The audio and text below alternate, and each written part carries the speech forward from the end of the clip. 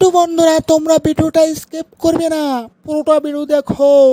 আমি তোমাদেরকে বলছি, দোকান থেকে কখনো চিপস কিনে খাবে না, কখনো রুটি খাবে না, বিস্কিট খাবে না, চকলেট খাবে না।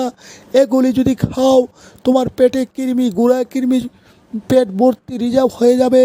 তাই আমি তোমাদেরকে বলছি, তোমরা এই চিপসগুলো না খেয়ে, চকলেট না খেয়ে, বিস্কিট না খেয়ে, মজাক না খেয়ে তোমরা 3 বেলা ভাত খাবে পেট ভরে।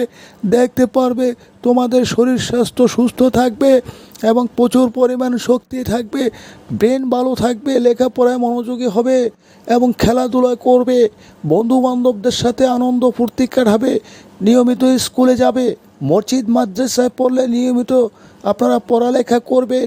অবশ্যই ভিডিওটা লাইক দিবেন, শেয়ার করবেন, সাবস্ক্রাইব করবেন, বন্ধুবান্ধবদের জানিয়ে দিবেন।